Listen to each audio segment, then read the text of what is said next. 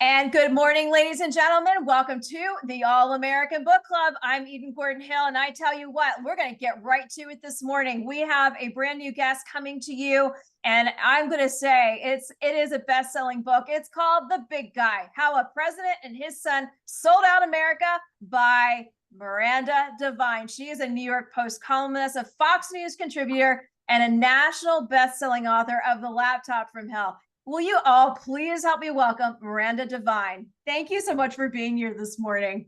Thank you, Eden. It's really nice of you to have me on. Oh, absolutely. So this show, as I told you, is all about God, country, and family. And, you know, a lot of things that are coming from the White House are not about God, country, and family. A complete opposite.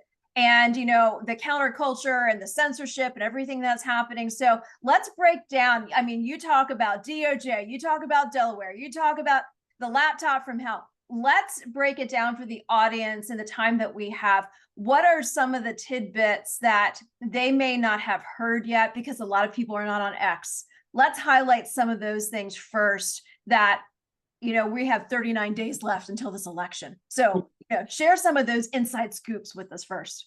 So The Laptop from Hell was my first book, and that came out of Rudy Giuliani giving us a copy of the Hunter Biden's laptop that he'd abandoned in a laptop repair shop and had been passed on to Rudy by the owner of that repair shop because he was so disturbed by the content, and particularly what seemed like nefarious activity with China, Russia, Ukraine, etc. And that story was a bombshell because it showed that Joe Biden had met with Hunter Biden's business partner from Ukraine, and that he was involved in the China deals as well. And of course, Joe Biden had been lying to the American people, saying, "I know nothing about my son Hunter's overseas business dealings." But at the time, I didn't know really what we had. Looking back at 2020, it seemed pretty innocent.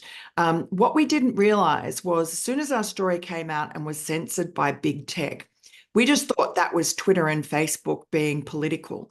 But what it really was that the FBI had intervened. They were spying on Rudy Giuliani's cloud. They knew what he had. They had had the laptop in their possession by that stage for 10 months, since December of 2019. Their forensic experts had deemed that it was real, that it belonged to Hunter Biden, that it hadn't been tampered with, and that it was suitable for evidence to be used in a court of law.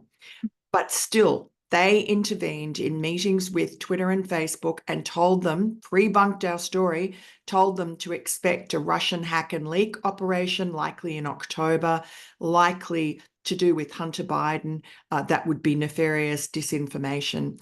And so, of course, when those big tech companies saw our story on October 14, 2020, 3 weeks before the election, they recognized it immediately as the disinformation that the FBI had warned them about. They immediately censored it. So that was the FBI.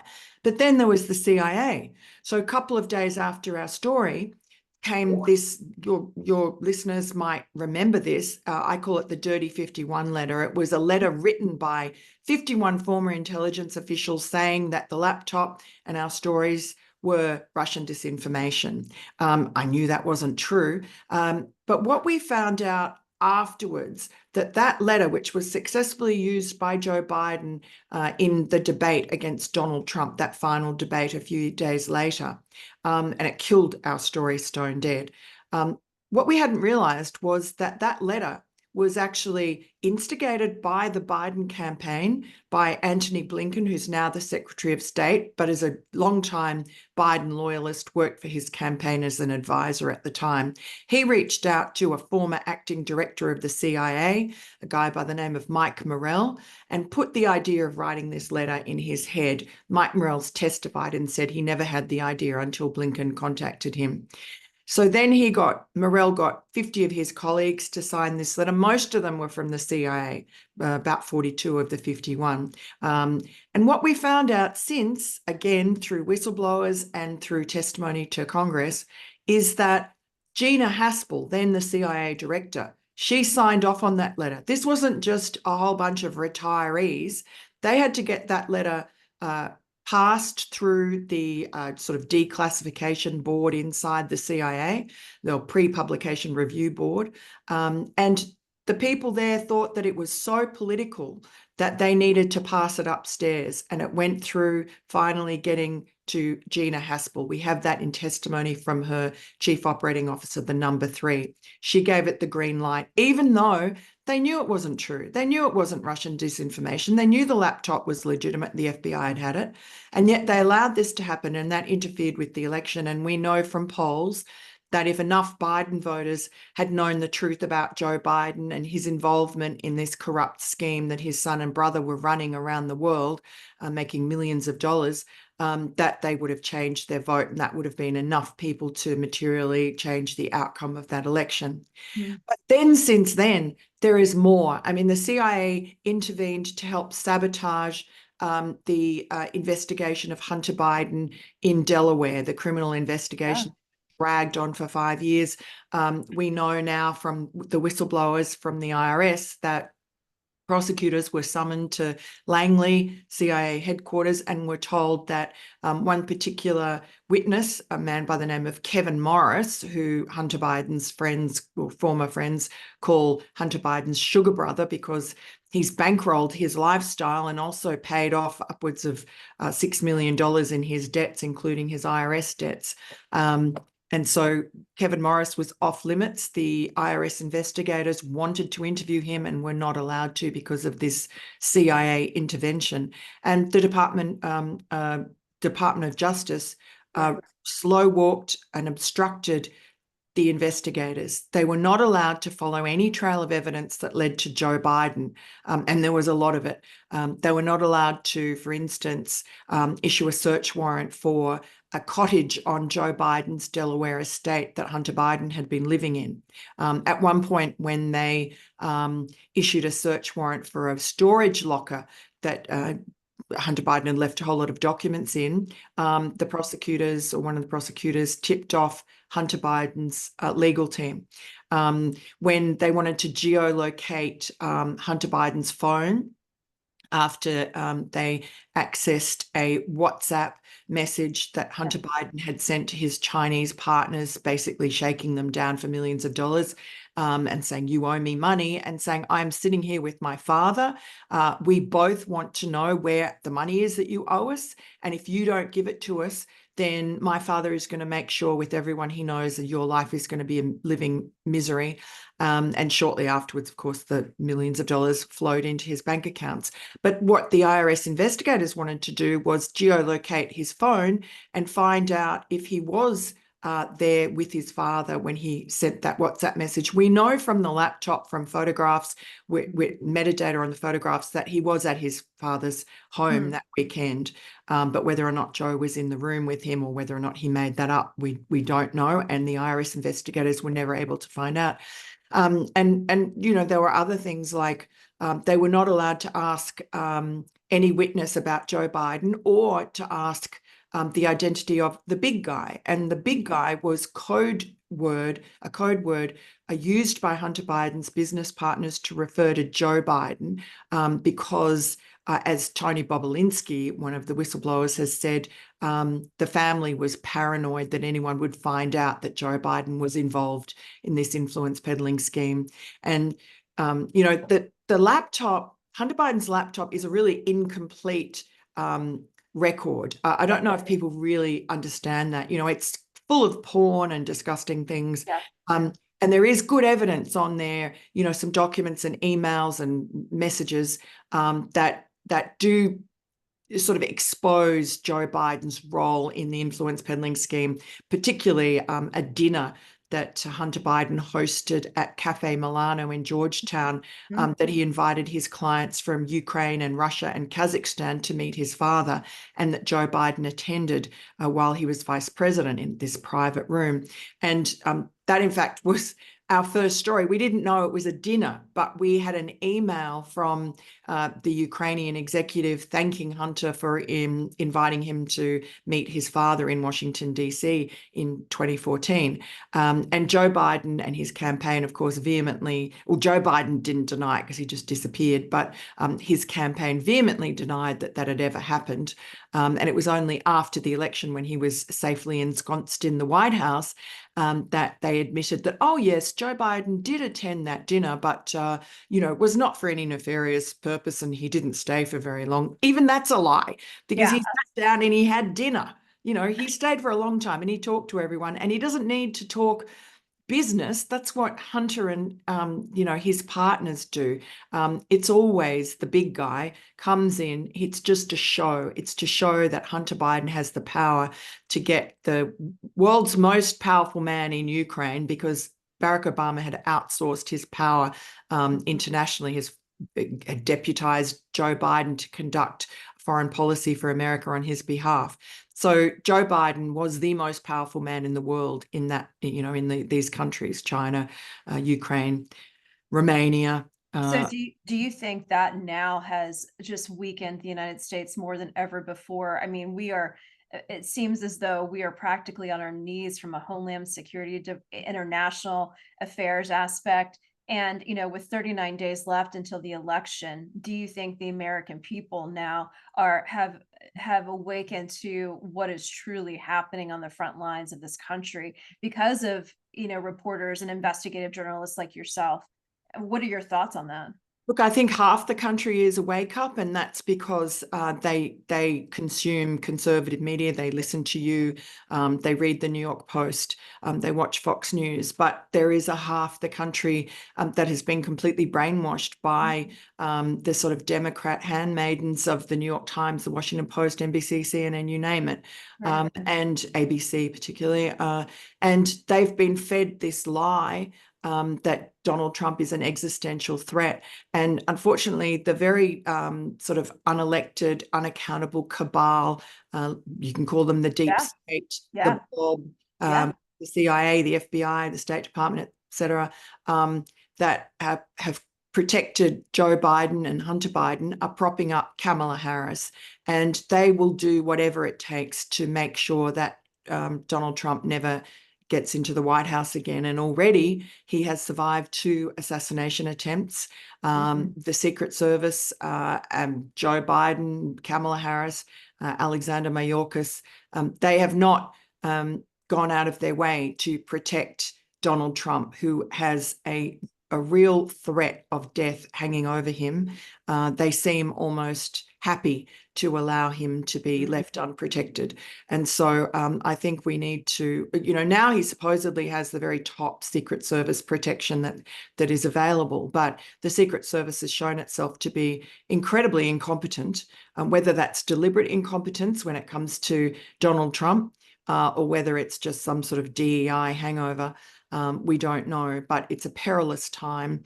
And they regard, this deep state cabal regards Donald Trump as an existential threat. We keep on hearing that in the media, but he's not an existential threat to America or to democracy. He's an existential threat to their power. And we saw during his presidency what Donald Trump was about. He is completely uncontrollable, unlike Joe Biden and Kamala Harris, who are controlled by these people, these faceless, shadowy figures behind the scenes, who are conducting a foreign policy agenda that is wholly at odds with what most Americans want and wholly at odds with our national interest. You can just look at the 4 years of Donald Trump and see that he treated foreign policy the way he treated everything, being a property developer from Queens. He approaches problems with common sense, logic. He just treats them as problems to be fixed in the most efficient, cheapest way possible. And we saw under him peace was starting to break out in the Middle East thanks to the Abraham Accords. Iran was on its knees. It was broke. It didn't have any resources to pour into proxies to attack Israel, as happened with Hamas last October 7, as is happening with Hezbollah currently. When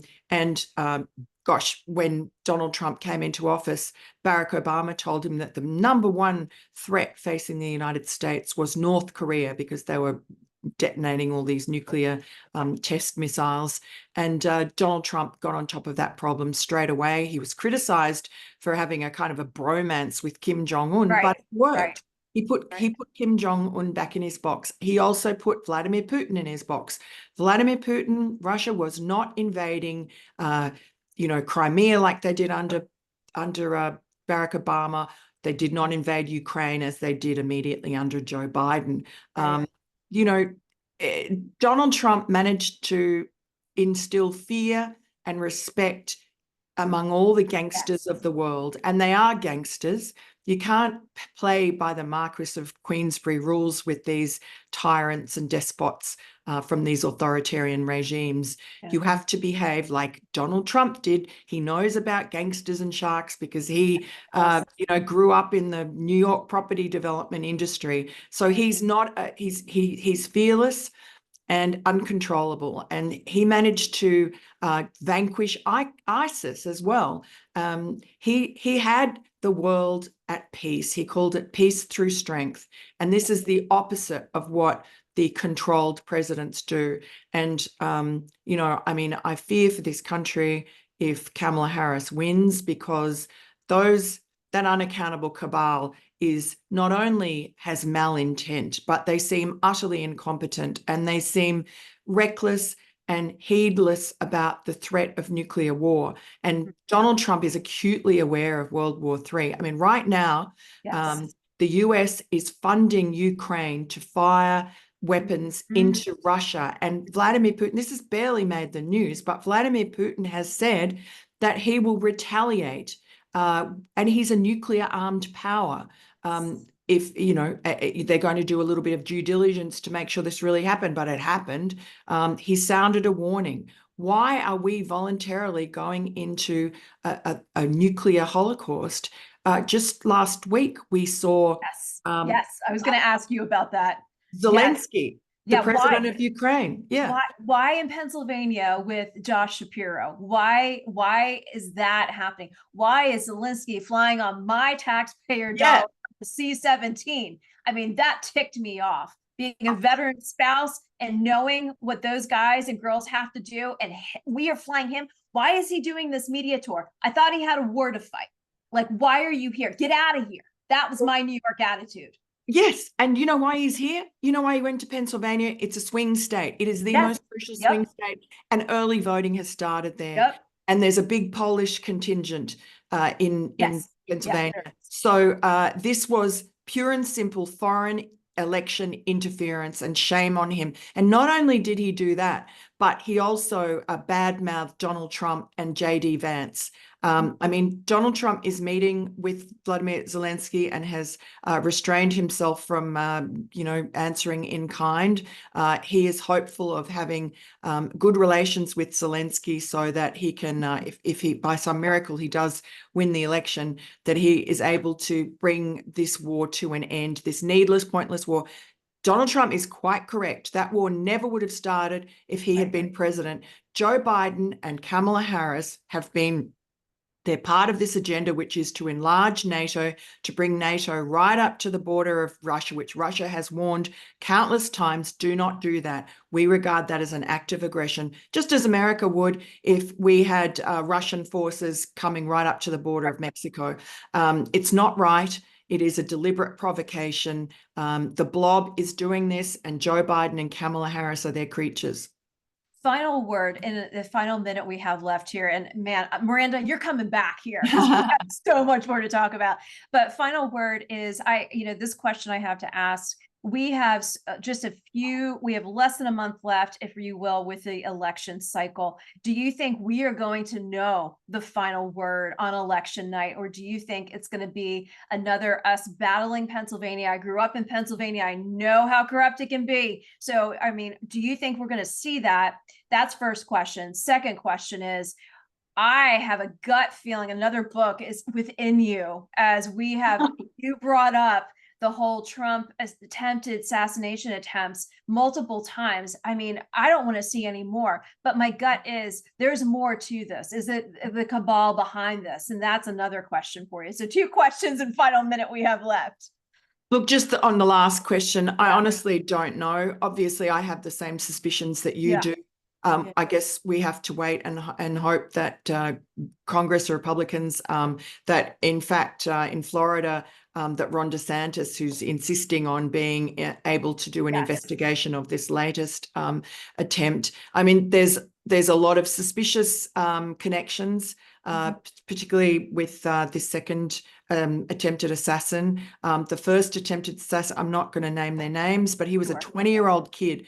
It's very suspicious that he managed to get so lucky as he did, that he was, how did he know how to make pipe bombs? Who taught him that? How did he know to erase his social media presence and use encrypted apps? We're told, oh, he was just a very clever kid. This is beyond a clever kid. So look, I don't have any hard and fast evidence, and I try not to speculate because you can get caught down rabbit holes, and I don't want to be, expounding conspiracy theories. But I think we just, as I have in my books, just lay out the evidence as we have it, join a few dots, and allow people who are with more knowledge than I have about these things to draw the conclusions, and for the American people to draw the conclusions. I've drawn my own conclusions, but I'm not sure that they're sound enough. I could be wrong, and I have been wrong in the past. So I don't want to say anything too. No, that's fair. Bold. As for the election, I agree with you. I mean, I think it is ridiculous that in this most advanced country that the elections are just so untrustworthy. And, the American people need to have faith in their elections or everything falls apart. The Democrats are constantly talking about democracy, and yet they are the ones who are blocking attempts by Republicans in the House to bring this SAVE Act or any kind of legislation to ensure that non-citizens, aka the 12 to 20 million illegal migrants that borders are Kamala Harris and Joe Biden allowed into the country to vote. And we know that they're registering to vote. We know that Virginia and other Republican states have just cleansed their rolls and found thousands and thousands of illegal migrants voting. So this will be happening if this election is like 2020, that's decided on a handful of votes in a handful of states, those illegal migrant votes could mean all the difference. And so the fact that the Democrats refuse to allow the proof of citizenship to be shown before you can vote shows to you how nefarious their motives are. Yes. Well, on that note, ladies and gentlemen, stay tuned for our next segment, but we want to thank you, Miranda Devine. Make sure you go pick up The Big Guy, brand new book on Amazon. It is a bestseller. I'm calling it right now. It is a bestseller. Miranda Devine, thank you so much for joining the All American Book Club. We'll be right back, ladies and gentlemen.